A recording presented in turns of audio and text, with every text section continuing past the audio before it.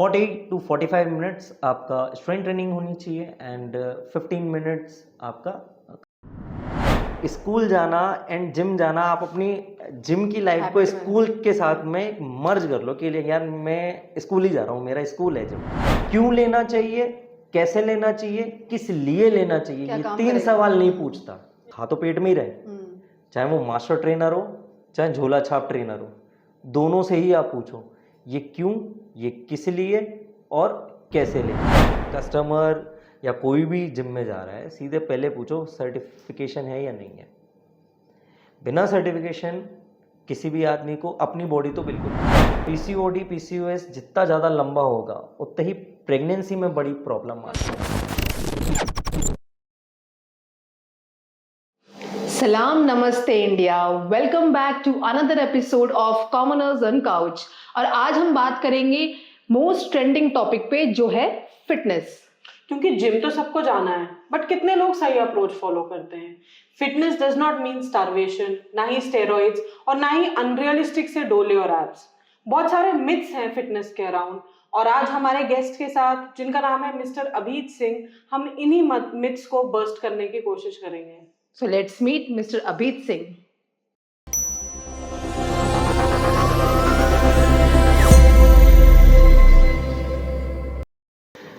सो अभीत जी, सबसे पहले हम इसी बात से स्टार्ट करेंगे कि अगर मैं पूछूं कि कौन है अभीत सिंह और ये जर्नी टुवर्ड्स फिटनेस ये कहाँ से स्टार्ट हुई, उसके बारे में कुछ। अभीत सिंह स्टार्ट हुआ था, मैं तो बेसिकली एजुकेशन में ही था, मेरे को गवर्नमेंट सर्वेंट की जॉब करनी थी। बट बिहाइंड द सीन मेरे जो बड़े भाई हैं अभिनव सिंह जी, उन्होंने मेरे को अप्रोच किया क्योंकि मैं 17 से 18 साल की एज में वर्कआउट करता था। मेरी लिफ्टिंग अच्छी थी और मेरा जब नॉलेज नहीं थी, जीरो, जब मैंने कोई एजुकेशन नहीं किया था इस फील्ड में, तब मेरे भाई ने मेरे को देखा और मेरी लिफ्टिंग प्रोग्रेस देखी, मेरा वे ऑफ कम्युनिकेशन देखा जिम के अंदर अराउंड, मैं लोगों से किस तरीके से वे ऑफ टॉक कर रहा हूँ, जब मेरे को कुछ भी नॉलेज नहीं है तब कि वेट ऐसे ट्रेनिंग करना चाहिए। और तब मेरे को वेट लिफ्टिंग, कंपाउंड मूवमेंट और पावर लिफ्टिंग का कोई नॉलेज नहीं था, 0/सन्नाटा। तो उन्होंने देखा, उन्होंने ये सोचा कि इसको है ना 1 साल बाद हमको इसको एजुकेशन करानी है, लड़के को ये कुछ अच्छा कर सकता है, अचीव कर सकता है। वहां से सन मैं बात करूंगा 2014 की, वहां से भाई साहब ने कहा कि आप K11 कर लो। मैंने वहां एजुकेशन करी। एजुकेशन करने के बाद में फिर मैं वापस 2015 में आया, वहां मैंने K11 में टॉप किया। उसके बाद आया, फिर मैंने स्टार्ट करी ट्रेनिंग की, पर्सनल ट्रेनिंग की। फिर धीरे धीरे मास्टर ट्रेनिंग यानी पर्सनल ट्रेनिंग में, जनरल ट्रेनिंग से पर्सनल ट्रेनिंग से मास्टर ट्रेनिंग में मैं आगे गया। काफी सारे लड़कों को एमेच्योर ओलंपिया तक पहुंचाना, उनकी बॉडी फिजिक बनाना, फिर उनकी बॉडी फिजिक के थ्रू उनकी जिम एस्टेब्लिश करना, ये मेरी कुछ उपलब्धियां हैं जो मैंने इस टाइम पीरियड में अचीव करी हैं। साथ ही साथ मैं खुद एथलीट भी रह चुका हूँ। बॉडी पावर एक्सपो 2016 खेला है, 17 में मैंने राजस्थान खेला है, और उसके बाद में मैंने बैक टू बैक राजस्थान खेला, फिर मैंने नॉर्थ इंडिया भी खेला। तो ये मेरी कुछ अचीवमेंट थी। बट इसकी जर्नी के पीछे जिस इंसान का हाथ है, बेसिकली सपोर्ट है, वो है अभिनव सिंह जी, जिन्होंने मेरे अंदर वो पोटेंशियल देखी कि मैं इस फील्ड में आगे जा सकता हूँ। ये एक छोटा सा ब्रीफ था। जर्नी तो बहुत लंबी हो सकती है, बट अपन थोड़ा संक्षिप्त में बात करें तो कहानी को अच्छे तरीके से रूप दे सकता हूँ मैं इसको। तो बेसिकली आपके एक तरीके से pillar of strength Abhinav ji ही रहे, जैसे आप बता रहे हैं। बिल्कुल। और उसके बाद आपने भी कहीं ना कहीं वही गाइडेंस और लोगों को भी दी है जो आपको मिला कहीं ना कहीं। बिल्कुल, मेरे को ऐसे अच्छे स्टूडेंट मिले हैं जिन्होंने इस फील्ड को आगे फॉरवर्ड किया है, बहुत अच्छे मुकाम पे लेके गए वो अपने आप को भी। जैसे देव शर्मा हैं, उन्होंने मेरे पास में आए, मेरे को बॉडी बिल्डिंग करनी है, मैन फिजिक खेलना है। फर्स्ट 3 मंथ में उन्होंने अपनी बॉडी बिल्डिंग करी, मैन फिजिक में टाइटल मारा, और वो राजस्थान का सबसे बड़ा कंपटीशन था body line, pro body line का, और उन्होंने वो अचीवमेंट हासिल करी। आज उनकी खुद की पर्सनल जिम है, और काफ़ी मेडल्स भी उन्होंने अचीव किए। तो जैसे अब आप इतने समय से इस इंडस्ट्री में हो हम्म। और आपने इस इंडस्ट्री के बारे में प्रैक्टिकली सब कुछ जाना है, हम्म। तो अब आपको क्या लगता है अब जो सिनेरियो है, क्या वाकई में लोग सीरियस हैं फिटनेस को लेकर, या फिर ये सोशल स्टेटस बन गया है कि ठीक है जिम जाना है, कुछ फोटोज अपलोड करनी है, या ट्रेंड में चल रहा है फिट रहना एक स्लोगन चल रहा है। तो या फिर अगर हम लड़कों की बात करें तो एक फिटनेस दिमाग में बैठ जाता है कि मेंटली तो हम कुछ और जानकारियों में तो नहीं है, लेकिन हम बॉडी बिल्डिंग में ही है कि जा रहे हैं, दिन रात जिम ही जा रहे हैं। तो उसके बारे में आपको क्या, आपका पॉइंट है? बेसिकली 2008 में जब मैं इस इंडस्ट्री में आया था, तब में और अब में काफ़ी ज़्यादा अवेयरनेस है। अगर पॉइंट ऑफ व्यू राजस्थान के बिहाफ पे देखूं, मुंबई और दिल्ली में तो काफ़ी अच्छा ट्रेंड में है ये, और वो अपनी फिटनेस लाइफ को लेके बहुत ज़्यादा सीरियस है। राजस्थान में ये ट्रेंड में आया है, यहाँ पे कुछ एथलीट्स ने अपना नाम किया है, काफ़ी अच्छे बॉडी बिल्डर्स ने अपना नाम किया है, और इस वजह से अवेयरनेस थोड़ी सी इन्फ्लुएंसर की वजह से बहुत अच्छी इंक्रीज हुई है, हाइप इंक्रीज हुई है फिटनेस को लेके। और मैं जहाँ तक बात मानता हूँ, ये कोई शो ऑफ नहीं है ना, ये एक लाइफस्टाइल, बहुत अच्छी लाइफस्टाइल है। बहुत सारे लोग ड्रिंक कर रहे हैं, अनहेल्दी फूड्स वगैरह खा रहे हैं। अगर कोई लड़का, स्पेशली आपने जैसे बोला, कोई लड़का या लड़की ट्रेंडिंग में भी अगर ये कर रहा है, रील्स के बिहाफ पे भी ये कर रहा है, तो मैं तो बहुत अच्छी चीज मानूंगा, है ना। वो अपनी एक फिजिक को एक आर्ट दे रहा है, एक मोल्ड कर रहा है एक अच्छी हेल्दी लाइफस्टाइल में, है ना। एटलीस्ट जंक फूड नहीं खा रहा, ड्रिंक नहीं कर रहा, स्मोक नहीं कर रहा। ये एक मैं बहुत अच्छा लोगों का नजरिया, अगर हेल्दी इंडस्ट्री में अगर वो जाना चाह रहा है और इस ट्रेंड को फॉलो कर रहा है, तो ये बहुत अच्छी वे में जा सकता है। और ये बहुत अच्छा मोड है फिटनेस को अवेयर करने का। कैसे भी करे, लेकिन एटलीस्ट फिट तो हो रहा है, फिट हो रहा है। और रही शो ऑफ और ये सारी चीजें, तो ये चीजें होती हैं, ये इंसान की मेंटेलिटी है थोड़ी सी, कि हमारी फिजिक बन गई, अच्छे कपड़े पहन रहे हैं, थोड़े से बाइसेप्स हैं, थोड़ा सा ये है, हाँ एक तो सेल्फी बनती है। बिल्कुल बिल्कुल जी। एटलीस्ट उसकी वो एक फोटो या एक वीडियो से ना, दूसरा जो अनहेल्दी है, पतला बंदा है या मोटा बंदा, यार कल से मैं भी जिम जाता हूँ, ये वाला एक माइंडसेट, हाँ एक से माइंडसेट आया है। सही बात है। अब जैसे हम लोग फिटनेस की और हेल्थ की बात कर रहे हैं, एक टर्म है वेट लॉस। मैं पर्सनली भी इंटरेस्टेड हूँ इस टॉपिक में, इसलिए पूछती हूँ। दूसरा है फैट लॉस। क्या डिफरेंस है इन दोनों में? आपके हिसाब से what is more important? Is it just क्योंकि बॉडी वेट भी होता है इनिशियली जब जिम जाते हैं, तो आपका वाटर वेट लूज होता है बेसिकली, सो वो वेट लॉस हो गया, बट वो रिबाउंड मार जाता है। तो हेल्दी अप्रोच क्या है? फोकस फैट लॉस पे करना है या वेट लॉस पे करना for somebody who is obese, जो मोटा है? अब आप मेरे से ये साइंटिफिक टर्म्स में पूछना चाहोगे या नॉर्मल टर्म्स में पूछना चाहोगे? दोनों तरीके से। वेट लूज, जैसा आपने कहा कि वाटर आउट करना, उसको, उसमें बहुत ज्यादा पानी होता है शरीर के अंदर, उसको वाटर आउट करते हैं तो वेट लूज हो जाता है। बट स्किन के नीचे जो ट्राइग्लिसराइड फैट है ना, एडिपोज टिश्यूज में बहुत ज्यादा फैट है। फैट क्या है एक्चुअली में? बेसिकली फैट क्या है? बैड फैट क्या है? हम कुछ भी जंक फूड खा रहे हैं, वो हमारी कैलोरी में डिफिशिएट नहीं होता, वो हमारी बॉडी में फैट के रूप में स्टोर हो जाता है। अब जो स्टोर हो गया है वो स्किन के नीचे ट्राइग्लिसराइड या एडिपोज टिश्यूज में कन्वर्ट हो जाता है। ये नॉर्मल टर्म है, और भी साइंटिफिक लैंग्वेज हो सकती है, बट अपन छोटे से लोगों को समझ में है। तो ये एडिपोज टिश्यूज में ट्राइग्लिसराइड की स्किन के नीचे जो लेयर क्रिएट हो रही है, हम इसको कहते हैं फैट मास। इसको फैट परसेंटेज रिमूव करना होता है। इंचेस, कभी आपने सुना होगा जिम के अंदर इंचेस डाउन करना। वेट तो लूज हो गया, अब वो कांस्टेंट हो जाता है एक वीक टाइम में। जैसे एक महीने आपका भी किसी का भी, मैंने 80 kg माना, है ना, एज्यूम किया, अब उसने एक महीने में 5 किलो घटा लिया, तो वो तो वाटर आउट हो गया। फिर उसने एक महीने में 5 किलो घटा लिया, वाटर आउट हो गया, बचा कुचा भी, अब 70 पे आ गया और उसका वेट अटक गया है, प्लेटो आ गया है।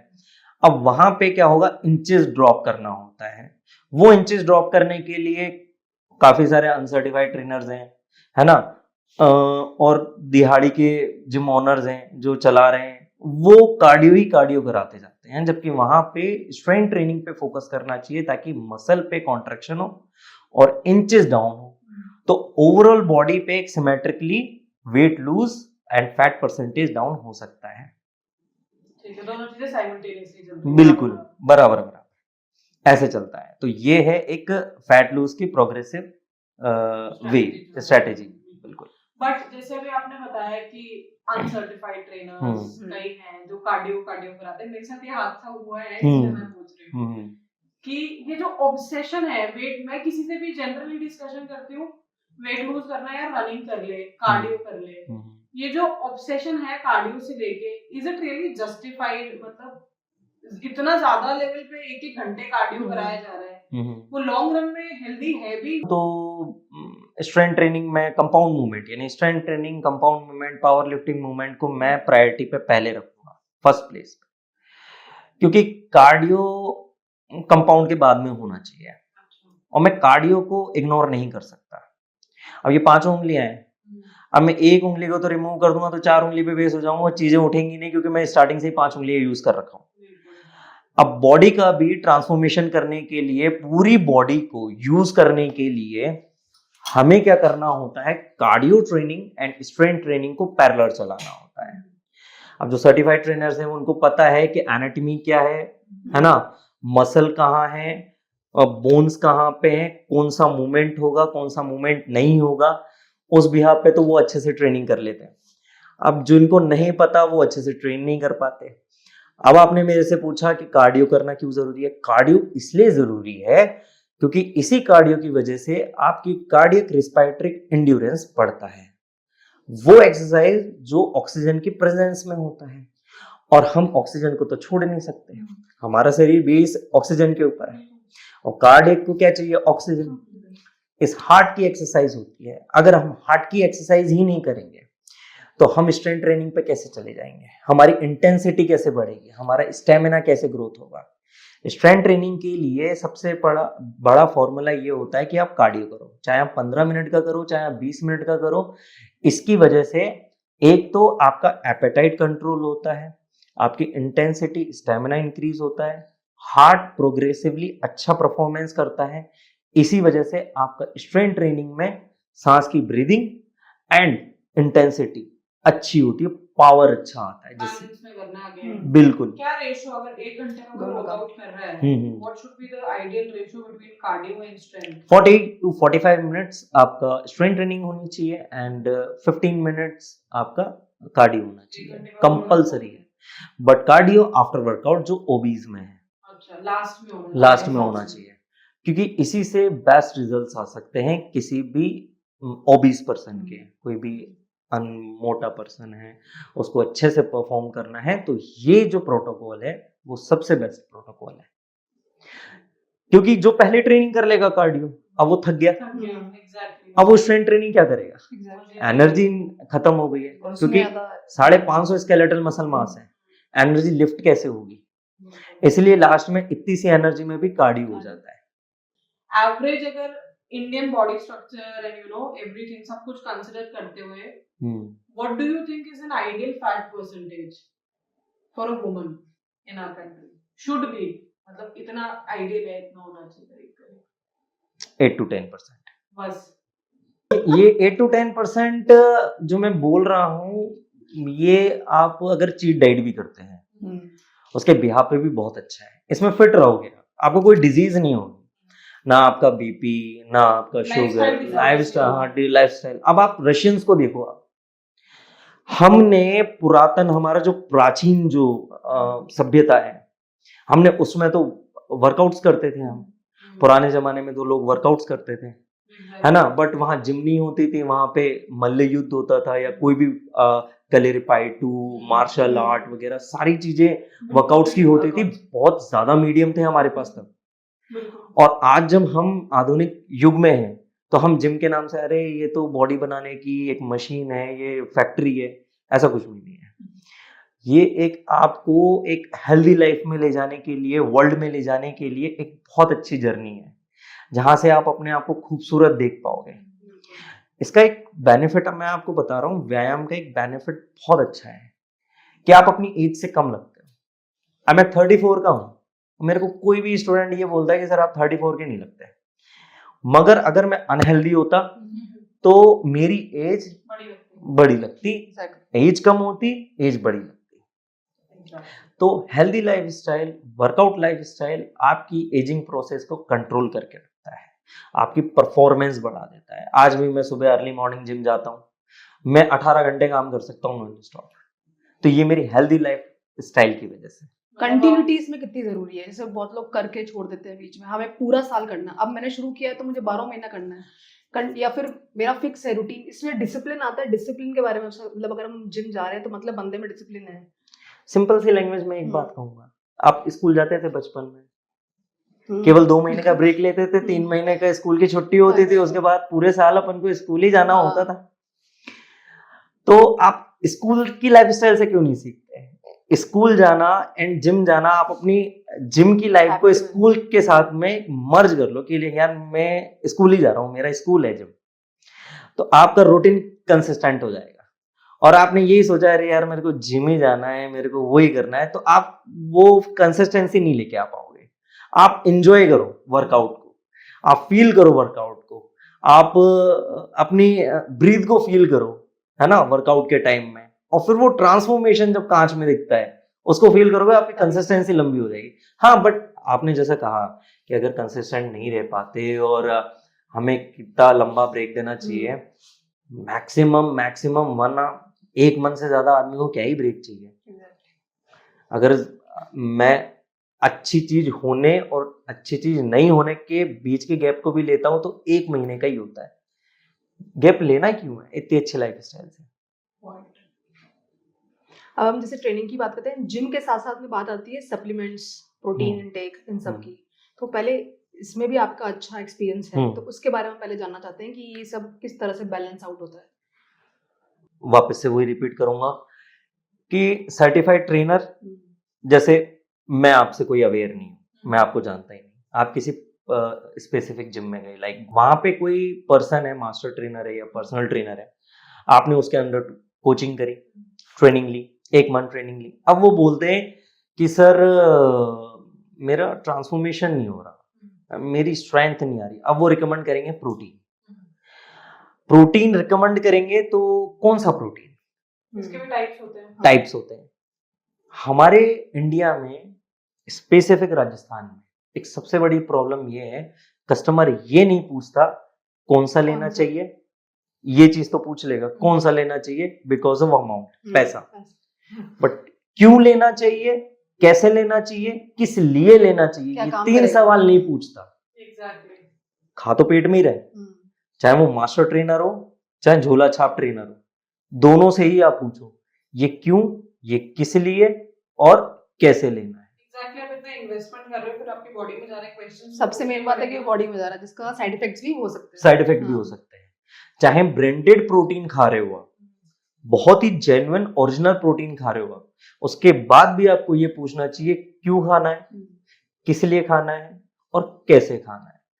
क्योंकि परचूनी की दुकान पे जाके 17 सवाल आप एक छोटे से साबुन के लिए कर सकते हो, है ना, छोटे से 1 किलो के पैकेट के आटे के लिए कर सकते हो कि अरे इस पे तो एमआरपी इतने की है, इस पे तो आप भाव नहीं कर रहे, तो भाई प्रोटीन पे क्यों नहीं पूछ रहे? चाहे वो कितना ही बड़ा सर्टिफाइड ट्रेनर हो, 10 सर्टिफिकेशन हो, आपका हक बनता है कि आप क्यों पूछो, कैसे पूछो, किस लिए पूछो। अब जैसे आपकी ही बात लूं मैं, आप ओबीज में हो, मोटे हो, और आप मेरे पास में ट्रेनिंग करने आए हो, तो मैं आपको रिकमेंड करूंगा आइसोलेट। अब आप मेरे को पूछे कि क्यों आइसोलेट, तो मैं आपको बोलूंगा आपको 0 कार्ब 0 शुगर वाला प्रोटीन चाहिए, क्योंकि 90 kg वेट है, 90 kg का डबल अपन को 180 ग्राम प्रोटीन चाहिए पर डे।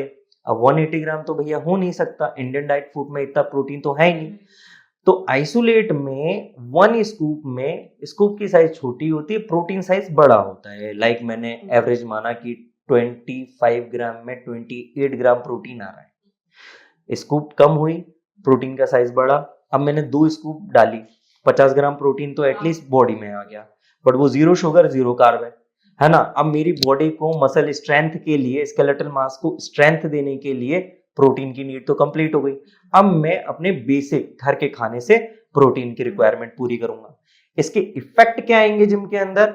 एक तो मसल में वीकनेस नहीं आएगी, पहली चीज। तो दूसरी चीज, आपका एंड्योरेंस स्टेमिना मेंटेन रहेगा, है ना। क्योंकि जब वेट लूज करने पे जा रहे हैं, वेट लूज करने के रास्ते में जा रहे हैं, तब हमारा मसल जैसे जैसे फैट लूज होता जाता है वैसे वैसे मसल कमजोर होती जाती है, वीक स्ट्रेन बढ़ता है। फिर आप वर्किंग टाइम में हो भाई, आप 12 घंटे काम करोगे, 10 घंटे प्राइवेट सेक्टर में हो, government long term sector maintain नहीं कर पाते ना, नहीं कर यही पाते। प्रॉब्लम है। बिकॉज ऐसा नहीं है जिम जा रहे हो रिजल्ट्स मिल रहे हैं तो हर किसी को अच्छा लगता है जाना, हाँ बट आजकल ये भी हो गया थोड़ा डाइवर्ट करते हुए कि अनसर्टिफाइड ट्रेनर्स की जो, क्योंकि मैंने फेस करा है ऐसा, आप गए जिम, आप ऑब्वियसली देखने में पता चल रहा है कि वेट ज्यादा है, भाई मेरा टारगेट है weight loss and fat loss करना है, ठीक है बात खत्म हो गई। आपको पहले 2 दिन तो ज्यादा नहीं कराया वर्कआउट, थर्ड डे आपको बोला 200 स्क्वाट कर दो, कैसे आएगा आदमी चौथे दिन? और नहीं क्यों आ आएगा? पाएगा, बिल्कुल नहीं आ और कोई भी क्यों आएगा? बिल्कुल नहीं आ उसमें बात ये नहीं है कि कोई बहाना मार रहा है कुछ ऐसा, क्योंकि आप अपना बिजनेस भी नहीं छोड़ सकते, आप अपनी अर्निंग्स भी नहीं छोड़ सकते, आपको बिल्कुल। बैलेंस बनाना है ना। आप फिट होने के लिए गए हो, ये थोड़ी कि एक प्रॉब्लम और खड़ी कर लो खुद के लिए। बिल्कुल बिल्कुल। तो फिर ये अनसर्टिफाइड ट्रेनर्स वाला प्रॉब्लम है ना कि 200 स्क्वाट मारो, मेरे साथ तो वो 1 घंटे क्रॉस ट्रेनर चलाओ आप, तो ये थोड़ी खराब है, जैसे दुखती रह गया मेरी। अभी रिसेंटली कुछ 15 दिन पहले मेरी वाइफ है मिसेस अंजलि तोमर, तो उनको हाइपोथायराइड पता चला मुझे। अब उनका day by day body weight बढ़ता जा रहा है, तो उन्होंने कहा कि जिम चलते हैं। मैंने कहा चलिए जिम। अब क्या है, घर की मुर्गी दाल बराबर, घर में तो डॉक्टर भी सर्जन डॉक्टर हाँ कोई नहीं पूछता है। तो सीन ऐसा हुआ कि उन्होंने फिर हार मान के आप ही चलो, आप ही कराना। मैंने कहा ठीक है मैं कराता हूँ। उन्होंने 2-3 जिम ट्राई भी करी जहाँ पे जुम्बा और कार्डियो। फिर एक दिन नाइट में मेरे पास बैठी तो मेरे को बोलती है मैं जुम्बा और वो कर लूं। मैंने कहा आपकी बॉडी को नीड कार्डियो की नहीं है, आपकी बॉडी को नीड है कंपाउंड मूवमेंट की, जिससे आपकी कैलोरीज बर्न हो, आपके मसल कॉन्ट्रैक्ट होगा तो आपके स्किन के नीचे का मसल फैट परसेंटेज डाउन होगा, उसी से आपका अच्छा प्रोग्रेस होगा, वेट कंट्रोल होगा। फिर जाना स्टार्ट किया। अब पहले दिन तो करा नहीं सकता है ना, तो एटलीस्ट हमने 20 डेज का टाइम लिया। पहले धीरे धीरे कार्डियो, धीरे धीरे कार्डियो, धीरे धीरे कार्डियो, फिर मैंने 1-1, 2-2, 3-3 सेट, है ना, 3-3 सेट कम वेट के साथ में। अब वो है राजस्थान न्यूज रिपोर्टर, राजस्थान पत्रिका में न्यूज रिपोर्टर, उनको वही ऑफिस भी कर संभालना है, घर भी संभालना है, सारी चीजों को बैलेंस करना है। तो अगर यही सर्टिफाइड ट्रेनर अनसर्टिफाइड ट्रेनर ये समझे कि कोई कस्टमर आपका है आ रहा है तो उसको 2-4 दिन में मत पहलवान बनाओ भाई, उसकी पहले लाइफ स्टाइल पूछो कि काम कितना है आपकी लाइफ में, घर पे कितना है, सारी चीजों को कैलकुलेटिव करके बिल्कुल बैलेंस बना के उसके शेड्यूल में ऐड करो कि आज इतनी एक्सरसाइज करनी है, आज इतनी एक्सरसाइज। 45 मिनट्स स्टार्टिंग के 15 से 20 दिन वेल इनफ होते हैं, वो भी एक्सपीरियंस हो जाता है, उसके एक एक मसल पार्ट कॉन्ट्रैक्ट हो जाती है ना, ब्रेक डाउन हो जाती है, क्योंकि जब भी सेल्स पे वर्क होता है, मसल पे वर्क होता है तो एक्टिन माइलेशन फाइबर्स ब्रेक डाउन होते हैं। अब पेन इसलिए होता है क्योंकि लैक्टिक एसिड थ्रेशोल्ड होता है बहुत ज्यादा, तो उससे पेन सूजन जैसी चीजें आ जाती हैं। अब ये लोगों को ये समझना चाहिए कि किसी की लाइफस्टाइल अलग है, उसको ज्यादा कराएंगे तो ज्यादा पेन होगा, वो अपना ऑफिस वर्क भी नहीं कर पाएगा। तो ये चीजें बहुत ज्यादा प्रॉब्लम क्रिएट होती हैं और ऐसा प्रोग्रेस होना चाहिए। अनसर्टिफाइड ट्रेनर का पहले ही, मैं सीधी बात है, कस्टमर या कोई भी जिम में जा रहा है सीधे पहले पूछो सर्टिफिकेशन है या नहीं है। बिना सर्टिफिकेशन किसी भी आदमी को अपनी बॉडी तो बिल्कुल, बॉडी अच्छी दिख रही है, बॉडी बना ली है, बट सर्टिफिकेशन नहीं है, इसका मतलब ये नहीं है कि आपको सब कुछ आ गया। अब मैं किसी को ये बोलूं, किसी भी ट्रेनर को यहाँ पे बोलूं थोरेसिकल डोर्सल क्या होता है, वर्टिकल हॉरिजॉन्टल एब्डिक्शन क्या होता है, प्रोनेशन सुपाइनेशन क्या होता है, कोई नहीं बताएगा। राइट वेंट्रिकल में कितना पंप होता है, स्ट्रोक वॉल्यूम कितना होता है, तो बहुत सारे हैं यहाँ जयपुर में और राजस्थान में जो नहीं बता पाएंगे। क्योंकि हर कोई अगर ब्रांडेड जिम में भी नहीं जा रहा है, लोकल जिम्स में जा रहा है, तब भी ये पता करना तो ज्यादा इंपॉर्टेंट है कि वो नहीं रखेंगे अपने बारे में, बताएंगे नहीं कि हम सर्टिफाइड है नहीं है। वो तो बॉडी लैंग्वेज और कम्युनिकेशन से ही पता चल जाता है। वही आप कह रहे हो, बिल्कुल, है ना।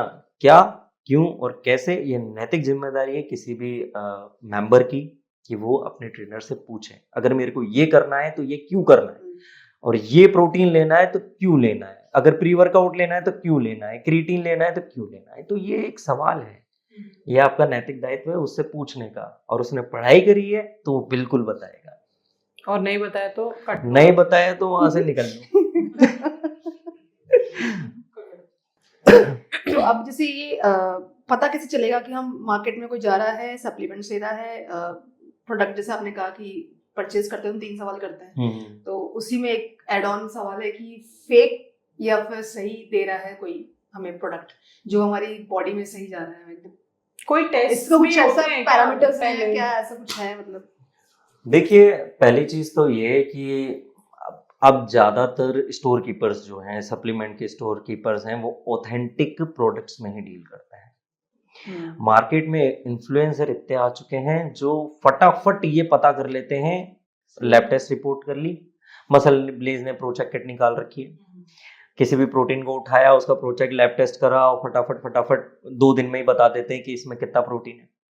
बट मैं वो प्रोचेक किट को ऑथोराइज नहीं करता। किसी भी लेबोरेटरी से परफेक्ट अगर उसका न्यूट्रिशन फैक्ट निकल जाता है तो मैं उस ब्रांड को परफेक्ट, क्योंकि मसल ब्लेज के खुद के ब्रांड प्रोडक्ट जब उसके प्रोचेक किट से टेस्ट होते हैं तो वही पैरामीटर पे नहीं आ पाते, तो मैं उसको कैसे मान लूं? और लैब टेस्ट रिपोर्ट में पूरे अच्छे आ रहे हैं। अब रही बात आपके पॉइंट पे आने की कि कौन सा अच्छा है, कौन सा फेक है, तो जब भी कोई आप स्टोर कीपर्स पे जाओ, वहां कोई भी प्रोटीन बाय कर रहे हो, तो अब आजकल हर ब्रांड ने ऑथेंटिकेशन के लिए QR कोड, मैसेज वगैरह सारी चीजें फैसिलिटी प्रोवाइड कर रखी है। इवन वहां पे कस्टमर केयर नंबर होता है, आप उस कस्टमर केयर पे कॉल करो, बैच नंबर बताओ और आपका प्रोवाइड वो कस्टमर केयर पे ही ऑथेंटिक कर देंगे। वेबसाइट्स भी हो गई हैं, आप उस पे भी जाके, मीडियम बहुत ज्यादा हो चुके हैं क्योंकि कस्टमर बहुत ज्यादा अवेयर हो चुके हैं, मेंबर्स बहुत ज्यादा अवेयर, और बहुत होना भी चाहिए। भाई आप पेट में कोई चीज खा रहे हो, न्यूट्रास्यूटिकल प्रोडक्ट है, मानता हूं ड्रग नहीं है या आयुर्वेद नहीं है, न्यूट्रास्यूटिकल है ना, शॉर्ट टर्म के लिए साइड इफेक्ट करेगा, है ना, शॉर्ट टर्म के लिए साइड इफेक्ट करेगा, मगर अगर वो कंटिन्यू जाता रहेगा तो वो लॉन्ग टर्म के लिए हार्मफुल हो जाएगा, लॉन्ग टर्म के लिए हो जाएगा। तो ये बहुत अच्छी चीज, जैसे जैसे ये फ्रीलांसरों ने, यूट्यूबर्सों ने ये चीज निकाली है, तो ये मेंबर्स के लिए बहुत अच्छी चीज हो गई है कि फेक और अनफेक प्रोडक्ट्स की पहचान हो चुकी है। सोशल मीडिया अच्छा काम भी कर रहा है। हाँ, इसके पॉजिटिव है तो नेगेटिव भी। एग्जैक्टली, पॉजिटिव अप्रोच तो है ही। बिल्कुल। अब जैसे हम लोग बात करते हैं, आपके पास भी क्लाइंट्स आते होंगे, जैसे अभी अपने वाइफ के बारे में बताया, हाइपोथायरॉयडिज्म है उनको, PCOD एक ऐसी बीमारी है, डायबिटीज एक ऐसी बीमारी है जिसमें टेंडेंसी हो जाती है बॉडी की टुवर्ड्स गेनिंग वेट। थायराइड में कुछ केसेस में वेट लूज भी बहुत ज्यादा हो जाता है, आइदर वेज बेसिकली। तो जब ऐसे क्लाइंटल आपके पास आते हैं, so how do you handle them? In house कोई डॉक्टर्स भी इन्वॉल्व होते हैं to give them some suggestions, because obviously they are on medications and all, तो उसके साथ कैसा थोड़ा काम करना डिफिकल्ट हो जाता है ऐसे क्लाइंट के साथ, बिकॉज ऑब्वियसली उनकी प्रोग्रेस भी स्लो होगी कंपैरेटिवली। अगर फैमिली डॉक्टर है, मैं जैसे डायबिटिक की बात करी आपने, फैमिली डॉक्टर है उनका, तो हम उनसे कंसल्ट करते हैं पहले तो मेडिसिन कौन सी चल रही है, एडवांस चल रही है, इंसुलिन वगैरह चल रही है, तो हम उनको थोड़ा स्टार्टिंग करते हैं कि हम उनको डाइट एंड वर्कआउट्स पे ही फोकस करें, सप्लीमेंट्स पे नहीं लेके आए। बट अगर ऐसा होता है कि अगर वो इंसुलिन पे हैं तो हम उनको प्रोटीन्स वगैरह पे नहीं लेके आते, ऑलरेडी रोइड्स वगैरह जा रहा है ना, तो सप्लीमेंट्स पे नहीं लेके आते, उनकी डाइट में प्रोटीन की मात्रा को हम ऐड ऑन करते हैं ताकि मसल में स्ट्रेंथ मेंटेन रहे और वो वर्कआउट परफॉर्म कर पाए। जो वर्कआउट वो परफॉर्म कर पाएंगे उससे उनका बॉडी वेट डाउन होगा, लेकिन प्रोग्रेस स्लो ही रहेगी कंपैरेटिवली।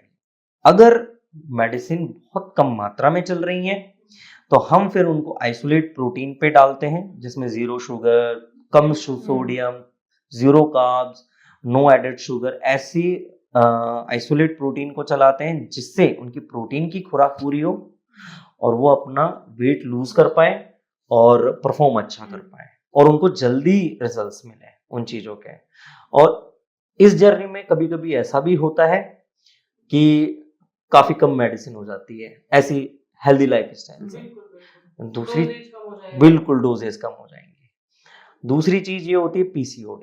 आपने PCOD के बारे में पूछा, सबसे ज्यादा गलती फीमेल्स की है। रीजन में है, पहले के जमाने में ऐसा होता था, गर्ल्स थोड़ा सा काम करती थी अपनी बॉडी को, क्योंकि मेल और फीमेल की बॉडी बिल्कुल अलग है। जहां एस्ट्रोजन के बेस पे एस्ट्रोजन के पिलर पे एक फीमेल खड़ी है, वहीं टेस्टोस्टेरोन पे मेल खड़ा है। अब फीमेल में एक जन्म देने की किसी जन्म को देने की एक कला है, एबिलिटी है। अब इस फीमेल को अपने ऊपर कितनी मेहनत करनी पड़ेगी।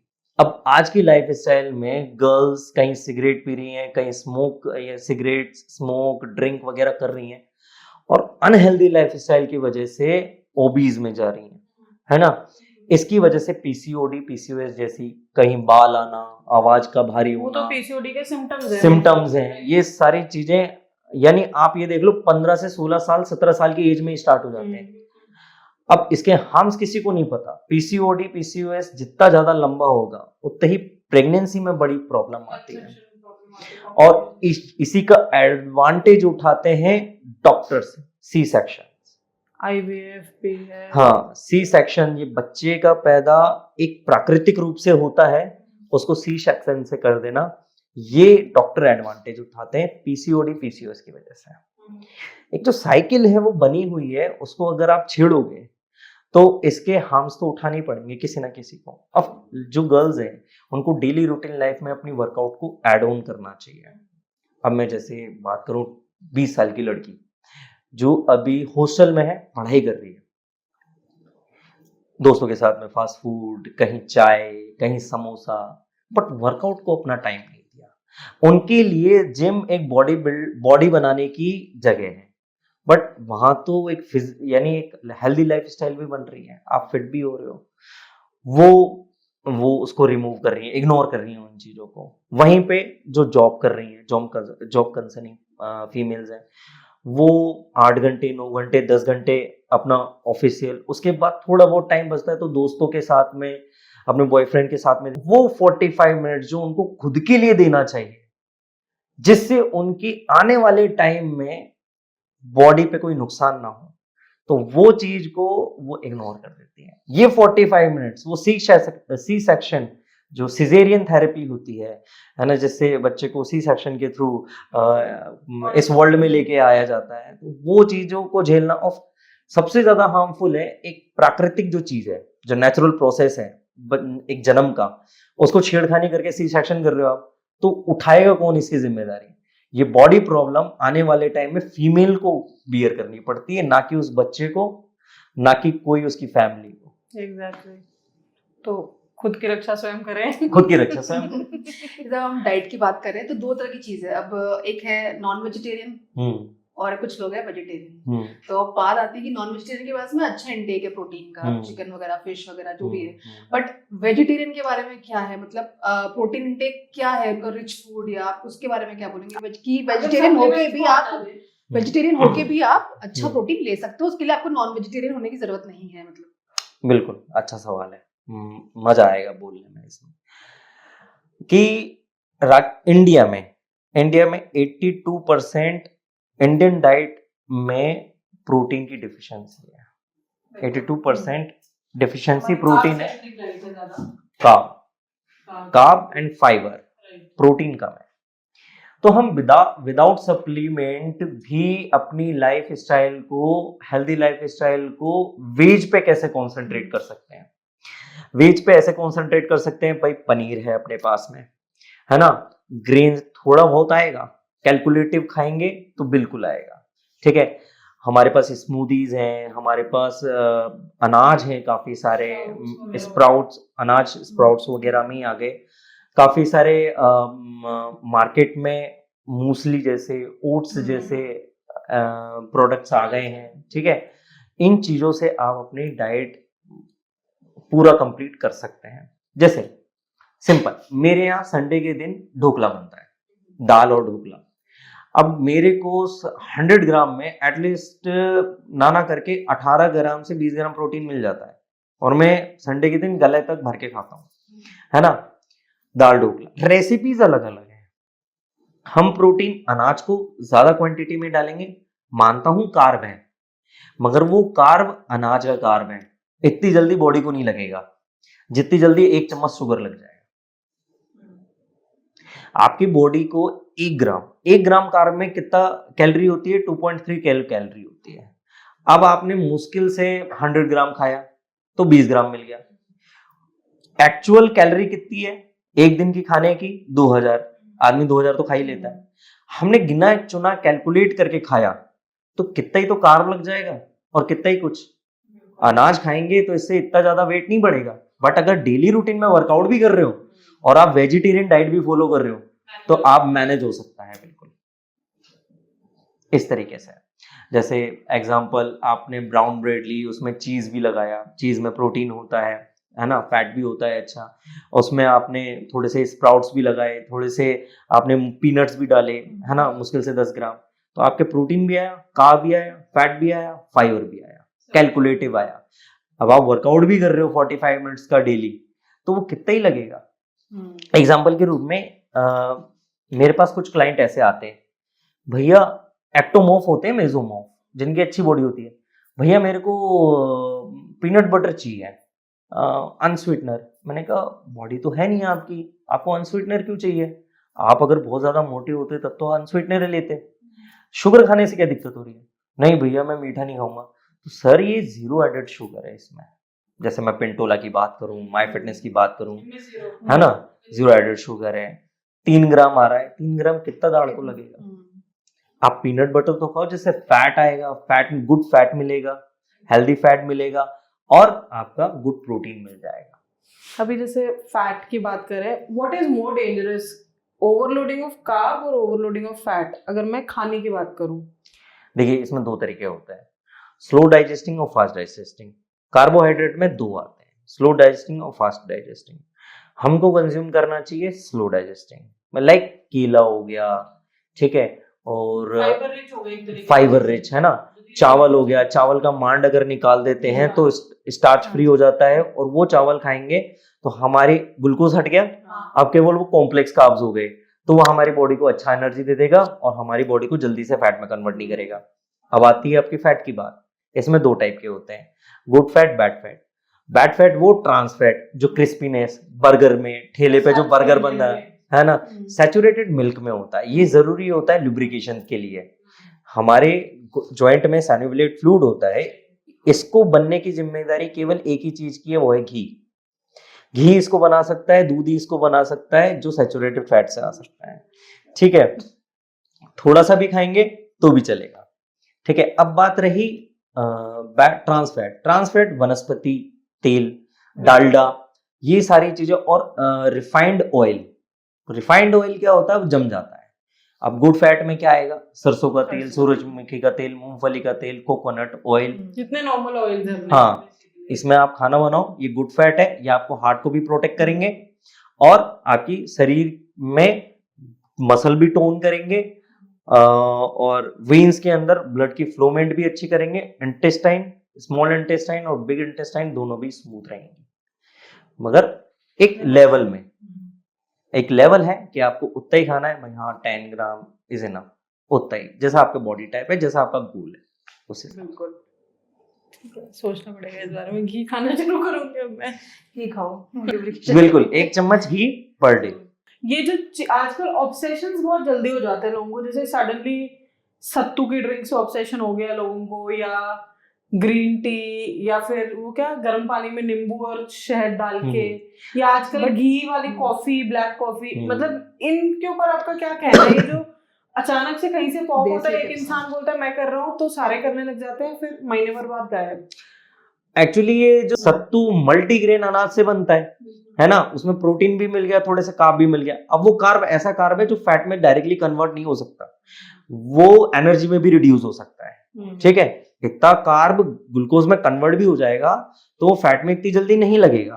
भाई 12 घंटे 24 घंटे का पीरियड होता है किसी आदमी का, उसमें से करीबन 8 घंटे तो वो काम भी करेगा, कुछ भी करेगा, एनर्जी तो चाहिए बॉडी में, बैठा भी रहेगा तो भी एनर्जी हाँ, बर्न होती और है। सबसे पहले जो टूटता है शरीर में से एनर्जी के रूप में वो होता है कार्ब। अब सत्तू में कितना ही कार्ब आ गया, कार्ब आ भी गया तो वो फैट में नहीं कन्वर्ट हो रहा, हेल्दी है, उससे प्रोटीन तो मिल गया इंसान को। और वो उन लोगों के लिए है जो गांव में है, गांव में अफोर्ड नहीं अफोर्ड नहीं, 1000 रुपए का भी नहीं कर सकते प्रोटीन अफोर्ड, उन लोगों के लिए वो सत्तू प्रमोट हुआ है। हाँ, बचपन में हम सब ने खाया है, सबने मैंने खाया। भी खाया है, मेरी दादी ने बहुत खिलाया मेरे को, इसलिए मैं आज इतना बोल पा रहा हूँ उसके बारे में। लेकिन ये जो बाकी चीजें, ये घी वाली कॉफी और ये मतलब ये क्या है ये चीज? देखिए मैं भी आपसे पहली बार ही सुन रहा हूँ घी वाली कॉफी और ये सारी चीजें। हाँ। ब्लैक कॉफी में घी मिला के अच्छा, ये तो चम्मच। एक्चुअली क्या है, कुछ लोग है ना अपने प्रोडक्ट को मार्केट करने के लिए बहुत सारी चीजें कर देते हैं, है ना। और घी वाली कॉफी, घी, दूध में घी होता है। अगर आप किसी भी कॉफी वाले के पास में जाओगे, उसको बोलोगे हॉट कॉफी दे दो, है ना, मिल्क वाली, तो वो थैली फाड़ेगा, वो दूध डालेगा, कॉफी बनाएगा, वो दूध में भी घी है, सीधा दूध ही डाल देते है ना, वो दूध ही डाल लो, है ना, घी डालोगे, वो तो बस वो एक मार्केट है, कुछ नया बना। अब जैसे पराठे हैं, मैं बचपन से आलू के पराठे खा रहा हूँ, मेरी भाभी आई तब उन्होंने गोभी का पराठा बनाया, तब मैं पहली बार टेस्ट किया। अब मार्केट में पता नहीं गाजर के पराठे, मूली के पराठे ट्रेंड होता है, पार्ले जी की भी बना दिया। पार्ले के जी भी, चॉकलेट के भी पराठे बना दिए। तो वो एक, ये जो लोग हैं जिनको अपना प्रोडक्ट को मार्केट करना है, वो एक टूल है, नई बात बता देते तो चलो यही बता देते। ये, और लोग पसंद कर लेते हैं, ये चीज है, हम भी ट्राई करें। जिम में जैसे डाइट चार्ट्स दिए जाते हैं, तो ये प्रॉपर मतलब कैसे, कौन बनाता है? मीन डाइटिशियन होते हैं प्रॉपर सर्टिफाइड, या फिर रैंडम ऐसे ही होता है कि ऐसा ट्रेनर है सर्टिफाइड है, मे बी वो कोई नॉन सर्टिफाइड हो सकता है, तो वो देते हैं और उसको फॉलो करना चाहिए? देखिए सारी जिमों में डाइटिशियन अफोर्ड करना उन ऑनर्स के लिए भी अफोर्डेबल नहीं है, और बेसिकली जो जिम वाले हैं, जो ऑनर्स हैं या ट्रेनर हैं, वो खुद भी अगर सर्टिफाइड हैं तो उनको बेसिक डाइट चार्ट बनाना आता है न्यूट्रिशन वैल्यू के आधार पे, क्योंकि हर कोई डाइटिशियन अफोर्ड नहीं कर सकता। जैसे गोल्ड जिम हो गई, फिटनेस फर्स्ट हो गई, एनी टाइम फिटनेस हो गई, ये बड़े बड़े फ्रेंचाइजी मॉडल तो अफोर्ड कर लेते हैं, है ना, बट छोटे जो वेंडर्स हैं जिम्स वाले, वो नहीं कर पाते। तो मैं बस यही कहना चाहूंगा कि वो ट्रेनर्स जो हैं वो सर्टिफिकेशन कर ले, तो बेसिक डाइट चार्ट तो बना के दें, आइडियल। और जो बना के देते हैं मैम, वो ट्रेनर्स बना के देते हैं, एंड जो ऑनर्स हैं, जो खुद भी कोच हैं, वो बना के देते हैं। बस डिपेंड ये करता है कि वो सर्टिफाइड होना चाहिए। हाँ, वो ज्यादा इम्पोर्टेंट है। वो बहुत ज्यादा इम्पोर्टेंट है मेरी नजर में। पूरा मुद्दा ही वो है बेसिकली। हाँ। ये एक और चीज इसी के अराउंड पूछती हूँ, ये आजकल मेरे जैसे इंसान जिम जाता है, उसको डाइट चार्ट मिलता है, पर उसमें होता है चपाती खानी नहीं है। तो एक तो ये प्रॉब्लमेटिक है, क्योंकि मैं हूँ नॉर्थ इंडियन, पूरी लाइफ आप वही खाते आए हो, बिल्कुल, और आप पूरी जिंदगी बंद भी नहीं कर सकते उसको। आप खुद के घर में चलो मैं नहीं खाऊंगी, मन मार के कुछ भी खा लिया मैंने, पहले तो वो लॉन्ग टर्म सस्टेनेबल नहीं है, क्योंकि आई मीन न्यूट्रिशन वाला फूड भी जीभ को तो लगेगा ही ना, थोड़ा ठीक ठाक तो होना ही चाहिए खाने में। फिर दूसरा, मैं कहीं और जाऊंगी तो किसी और के घर जाके थोड़ी बोलूंगी नहीं नहीं रोटी मत बनाओ मेरे लिए। सो ये कहाँ तक करेक्ट है ये अप्रोच की चपाती बंद ही कर दो जीरो फर्स्ट डे से? बिल्कुल गलत है, बिल्कुल गलत है किसी को भी एकदम से किसी चीज के लिए स्विच करना, जो कि वो 15 साल से करता आ रहा है। उसकी बॉडी, जैसे आज आप रोटी और दाल खाते हो, डेली वही खा रहे हो, इसको खाते खाते आपको 15 साल हो गए, चाहे एक महीने में 2 बार ही खा रहे हो, मगर वो बॉडी उससे न्यूट्रिशन अलग बनाती है। मैं बॉडी बिल्डर था, मैं कीटो पे आया, मैंने रोटी छोड़ी, चावल छोड़े, मैंने केवल नॉनवेज इनटेक किया, प्रोटीन इनटेक किया। उससे क्या हुआ, उससे ये हुआ कि जो 15 साल से जो चीज मैं खा रहा था, वो चीज मेरी बॉडी नहीं बना रही। अब वो उस खाने से बना रही है वो चीजें कुछ limited nutrition, minerals and vitamins की मैं अगर बात करूं, मिनरल्स की बात करूं, तो जो 15 साल से जो खाता आ रहा हूं, उससे बॉडी अलग मिनरल्स क्रिएट करती है, और जो मैं बिल्कुल स्विच करके अलग फूड पे आ गया हूं, उससे मिनरल अलग यूज करती है। ये डिफिशिएंटी पॉइंट है, एकदम से किसी चीज को स्विच करना। जैसे मैं किसी बॉडी बिल्डर को एकदम से स्विच नहीं करता, उसमें एक महीना लगाता हूँ, है ना। वाटर आउट करने के लिए भी जब बॉडी बिल्डर खड़ा होता है स्टेज पे, तो 7-7 दिन का, हर एक दिन का 1 लीटर बंद करते हैं। अब ऐसा तो नहीं है कि भाई कल से तेरे को पानी नहीं पीना, है ना, तो वो तो उसका तो खेला ही हो जाएगा। तो सीधी सी बात है कि ये जो मार्केट में मार्केट किया गया है कि रोटी बंद कर दो, बिल्कुल नहीं करना चाहिए। मतलब खाते रहो, कम क्वांटिटी, उसको धीरे धीरे रिड्यूस कर दो। बट उसमें भी ये सीन है कि आप रेस्टिंग मोड पे कब आओगे, डिपेंड करता है। आप 8 बजे बाद, रात के 8 बजे बाद बिस्तर पे जाने वाले हो, तो आपको उस टाइम कार्ब मत खाओ, आप प्रोटीन डाइट खा लो, तो वो जल्दी से फैट में कन्वर्ट नहीं होता, वो एनर्जी में रिलीज होगा और मसल में जहां जहां टूटा है वो प्रोटीन लग जाएगा उसको। अब 5 बजे से 6 बजे से पहले पहले आप रोटी खा लो, दाल खा लो, तो वो एटलीस्ट 3 घंटे बाद डाइजेस्ट होके आप हाँ अपना काम हो जाएगा, फ्रेशन अप हो जाओगे और आप बिल्कुल क्लियर मोड में सो सकते हो। आपका स्टमक भी भारी नहीं होगा, ब्लोट भी नहीं करेगा, इनडाइजेस्ट भी नहीं होगा, तो काफी सारी चीजें वहीं रिजॉल्व हो जाती हैं। अगर ये गलत है कि एकदम से छोड़ना किसी चीज को, किसी फूड को जो 15 साल से करते आ रहे हो, वो तो अनसर्टिफाइड ट्रेनर्स ही कर सकते हैं, सर्टिफाइड तो नहीं कर सकते जहां तक। सर्टिफाइड ढूंढूंगी अब इस बार। जैसे अब आपने इतने लोगों को ट्रेन किया है, ठीक है, तो मैं ये जानना चाहती हूँ कि क्या आपका पैरामीटर्स है कि आप पता लग जाता है कि ये बंदा फिट है पहले बार में, अभी ट्रेनिंग के लिए आया है, आप पता लगा रहे हो कि कैसे आपकी कोई पैरामीटर्स है जिससे आपको पता लगे कि ये फिट है या नहीं है? क्या क्या चीजें हैं जो आप चेक करते हो मतलब पहले? ऐसे तो मेरे पास बहुत कम आए हैं, बट एक केस ऐसा था जो बिल्कुल अनफिट था। उसका नाम था सांगानेर में हिमांशु शर्मा, 102 केजी वेट था एंड मेरे को नहीं लगता था कि वो एबल है बॉडी बिल्डिंग या किसी भी ट्रांसफॉर्म करने के लिए, बट मैंने उसको धीरे धीरे मॉडिफाई किया। कुछ स्टेप हैं, जैसे मैंने उसे स्ट्रेंथ ट्रेनिंग में कार्डियो का जो वर्कआउट है उसको थोड़ा सा माइल्डली मैंने हर पर डे इंक्रीज किया। वो हर डे रिपोर्ट अपनी देता था कि भैया आज मेरा हार्ट रेट इतनी थी, आज मेरी हार्ट रेट इतनी, आजकल वॉचेस आ गई हैं, हार्ट रेट पता चल जाता है ना, आज मेरी स्लीपिंग इतनी थी। मेरे एक पैरामीटर है कि भाई तेरे को 8 घंटे से 9 घंटे सोना है, ये कंपलसरी है। अगर फिटनेस ट्रांसफॉर्म करनी है 8 से 9 घंटे सोना है, तब बॉडी जितनी अच्छी रेस्ट मोड में होगी, जितना तोड़ोगे, जितना अच्छा सोओगे और जितना बैलेंस में खाओगे, बॉडी अपने आप ट्रांसफॉर्म हो जाएगी। कोई रॉकेट साइंस नहीं है, बहुत सिंपल है। उस इंसान के साथ में ऐसा उसका टारगेट हार्ट रेट चेक करना, बैलेंस डाइट मैंने बना दी थी, वो उसको फॉलो कर रहा था और धीरे धीरे धीरे धीरे उसका ट्रांसफॉर्मेशन बहुत ही खूबसूरत निकला। और शायद आई थिंक मेरी लाइफ का सबसे अच्छा बेस्ट स्टूडेंट मानूंगा मेरी लाइफ का, जिसने 102 केजी से एक बॉडी बिल्डिंग स्टेज पे गोल्ड मेडल लेके आया, हिमांशु शर्मा।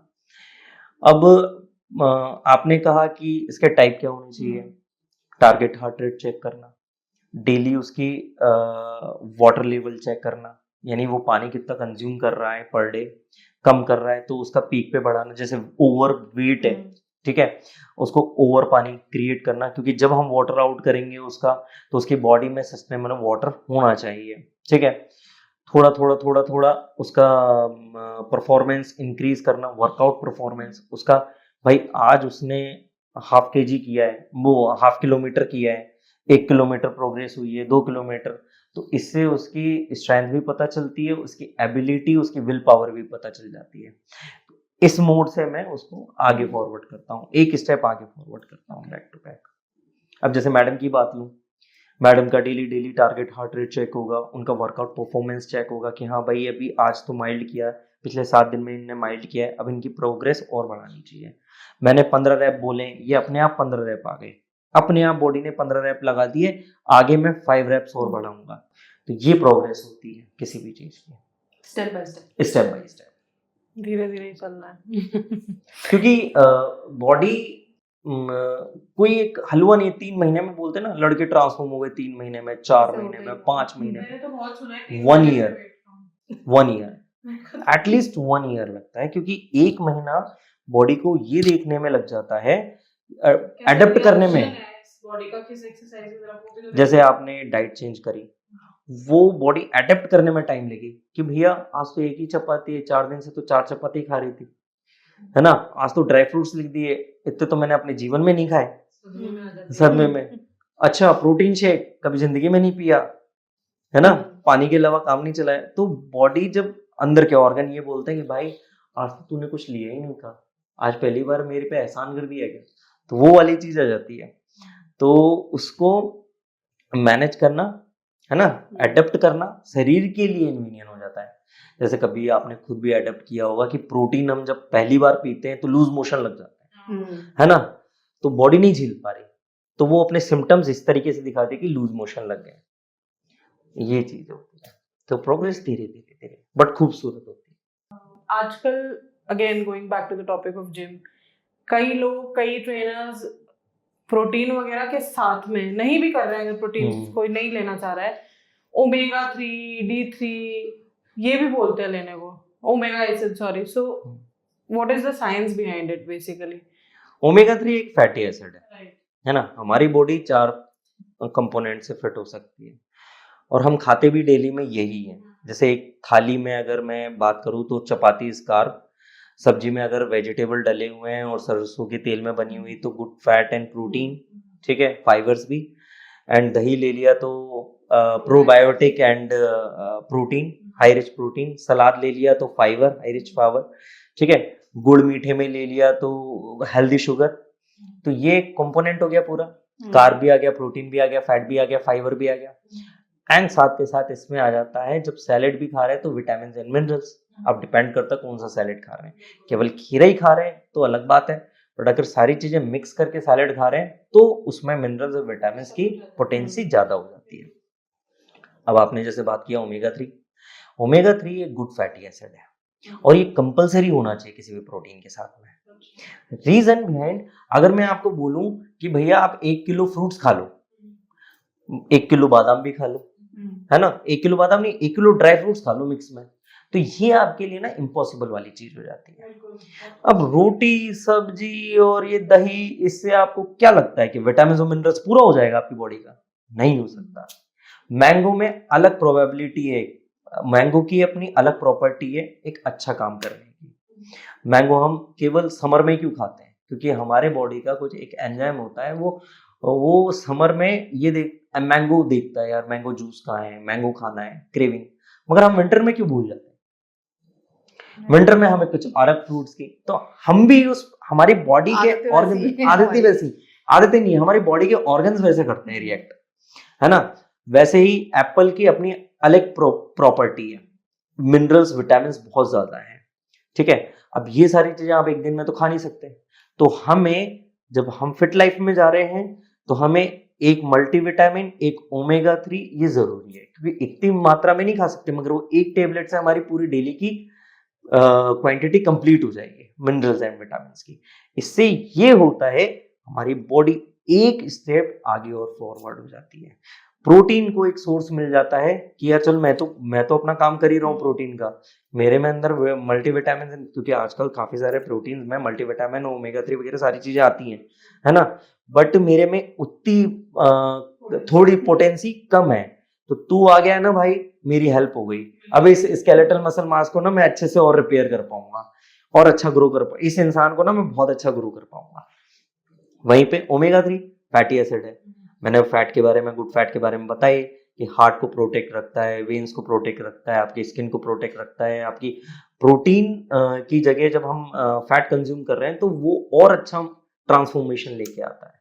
तो अगर कोई ट्रेनर रिकमेंड कर रहा है तो वो सर्टिफाइड है और वो स्पेशली कर रहा है क्योंकि आपकी एक स्टेप फॉरवर्ड हो जाओगा। तो मतलब ले लेना चाहिए, लेना रिकमेंडेशन पे अगर लिख के दे रहा है तो ही। बिल्कुल बिल्कुल, अगर आपकी कॉस्ट, आपका बजट उसको एग्री करता है तो ये चीज, इन्वेस्टमेंट तो करना ही पड़ेगा। बिल्कुल। तो फाइनली एक बात करते हैं कि फिटनेस को अगर सिंप्लीफाई किया जाए, मेरी बात यहाँ ये है कि चाहे जिम जा रहा है बंदा या नहीं जा रहा है, बट अगर डेली लाइफ में वो ऐड ऑन होना चाहिए, तो आप उसको सिंप्लीफाई अगर हम करें तो क्या आज सबको आप टिप्स देंगे कि वो क्या टिप्स होंगे कि आज अपने ऐड कीजिए अपनी लाइफ में फिटनेस को, बट किस तरह, मतलब क्या क्या आप कर सकते हो अगर आप जिम भी नहीं जा रहे हो तो उसको इजी वे में कैसे कर सकते हो? सबका लाइफ स्टाइल अलग है, कोई कॉर्पोरेट में है, कोई अपने स्टोर्स दुकान चला रहा है, कोई कॉर्पोरेट में है, कोई सरकारी में है, ऑफिसर है, कोई अलग अलग लेवल पे है। अब डिफेंस में तो मैं नहीं जाऊंगा, वो ऑलरेडी फिट है, वो तो डेली रूटीन में उनके फिटनेस का वर्कआउट ट्रेनिंग होता है। बट जो स्ट्रगल कर रहे हैं वो है कॉर्पोरेट लेवल के लोग और सरकारी लेवल के लोग और स्टोर्स वाले लोग और डेली रूटीन वाले लोग, जिनको मैं कहूँगा नॉर्मल सिविलियंस। इनको चाहे होम वर्कआउट्स करने चाहिए, मीडियम बहुत सारे हो चुके हैं, एसेसरीज भी आती हैं, आप घर पे वर्कआउट कर सकते हो। बट एक चीज जरूर है, अर्ली मॉर्निंग, सुबह 6 से 6:30 या 7 बजे आप अर्ली मॉर्निंग उठो और डेली थोड़ी सी रनिंग करके आओ, 1 किलोमीटर की करके आओ, आधे किलोमीटर से स्टार्ट करो, 200 मीटर से स्टार्ट करो, मगर डेली करो, है ना। अब इससे ये होगा कि अगर हम बोर तो होंगे हम 7 दिन एक ही चीज करने से, मगर ये 7 दिन के बाद 8वां दिन होगा तो वो जो हमने 100 मीटर का एक टारगेट सेट किया था वो 300 मीटर होगा, फिर 400 मीटर होगा, फिर अपने आप में प्रोग्रेस दिखेगी, फिर बॉडी अपने आप बोलेगी कि मेरे को और एक स्टेप जाना है। तो शायद जो बंदा घर पे वर्कआउट कर रहा था वो जिम तक भी जाए, अपना डेली रूटीन लाइफ वर्कआउट करे। सिंप्लीफाई, सीधे शुद्ध शब्दों में ये कहूँगा कि वर्कआउट बहुत नेसेसरी है आज के आधुनिक युग में। जैसे जैसे हमारी पॉपुलेशन बढ़ रही है, जैसे जैसे हम अनहेल्दी होते जा रहे हैं, क्योंकि हमारे पास काम के अलावा और बहुत सारी चीज़ों के अलावा टाइम नहीं मिल पा रहा, हमें केवल 45 मिनट्स अपनी लाइफ के निकालने हैं। चाहे वो घर पे वर्कआउट करो, आप कुछ भी वर्कआउट कर सकते हो, साइकिल चला सकते हो, स्किपिंग कर सकते हो, जगह मैटर नहीं करती, बेसिकली करो।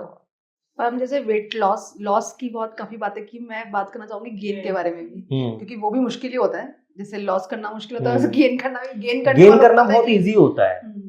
वेट लूज करना हार्ड होता है बॉडी टू बॉडी टाइप के ऊपर। उसका क्या प्रोसेस है? गेनिंग जो करते हैं लोग, उसमें क्या? और बहुत पतला लड़का है ना, उसको अगर गेनिंग कराते हैं तो स्ट्रेंथ ट्रेनिंग पे लेके जाते हैं, कार्डियो तो छोड़ ही देते हैं, क्योंकि वो कार्डियो करेगा तो फैट तो करने, शरीर में कुछ फैट मास तो है ही नहीं, तो उसको गेन कराते हैं, कैलोरी खिलाते हैं खूब सारी, फिर उसको वर्कआउट ट्रेनिंग कराते हैं और स्ट्रेंथ ट्रेनिंग ज़्यादा से ज़्यादा करवाते हैं, जिससे क्या होता है, फैट तो आता नहीं है और खूबसूरत मसल निकल के बाहर आ जाती है। एटलीस्ट इसमें इस प्रोग्रेस को होने में 1 महीना लगता है, बट खूबसूरत निकल के आता है लड़का। एक्टोमॉर्फ, कटवट, हाँ, जो बिल्कुल कटिंग वाले, वो इजी है, सबसे इजी है गेनिंग कराना, किसी पतले लड़के को गेन कराना। और सबसे चैलेंजिंग होता है किसी डिजीज वाले पर्सन, मोटे आदमी को या ओबीज आदमी को, उसको ट्रांसफॉर्म करना, जिसको ऑलरेडी कोई मेडिकल इशू है, मेडिकल इशू वगैरह हो, और जिसको कोई मेडिकल इशू नहीं है, फिर उसको टाइम तो उसमें भी लगता है ना। अब ये है कि इसमें भी पर्सन टू पर्सन वेरी करता है, सामने वाला फॉलो मेरे को 100% करेगा कि नहीं करेगा। अगर 100% ट्रस्ट करके ट्रांसफॉर्मेशन करेगा, रिजल्ट जल्दी मिल जाएंगे। और घर पे जाके चीट कर रहे हैं, यहाँ पे वर्कआउट कर रहे हैं, तो हो लिया ट्रांसफॉर्मेशन। और एक आखिरी क्वेश्चन छोटा सा, फिटनेस की जर्नी की तरफ जाने के लिए, मतलब डाइट चार्ट वगैरह बहुत आगे की बातें हो गई, कौन सी ऐसी बेसिक चीजें हैं जो बिल्कुल बंद कर देनी चाहिए हर इंसान को खाना कंज्यूम करना? बहुत टिपिकल क्वेश्चन नहीं है मैम, ये बहुत लॉजिकल क्वेश्चन है। मैं इसको इस तरीके से बताऊंगा कि सबसे पहले तो अपनी लाइफस्टाइल को सुधारो, किसी भी हालत में।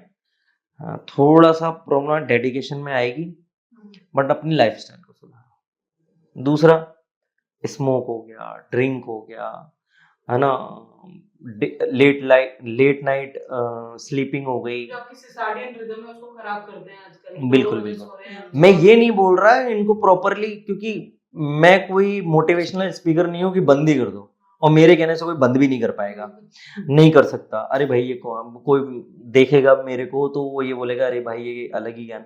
बट अगर आपको अपनी बॉडी को, अपने शरीर को सुंदर, खूबसूरत और फिट रखना है, तो कुछ चीजों को सेक्रीफाइस करना पड़ेगा। बिना सेक्रीफाइस के वो गोल नहीं मिल पाएगा। और ड्रिंक और स्मोक और अनहेल्दी लाइफस्टाइल, जंक फूड में वो एक स्पीड ब्रेकर का काम करते हैं। बहुत इसमें जाने वाले लोग, बहुत सारे लोग बाहर नहीं निकल पाते, मगर जो इनकी विल पावर बहुत स्ट्रांग है, वो अपना अचीवमेंट गोल कर लेते हैं।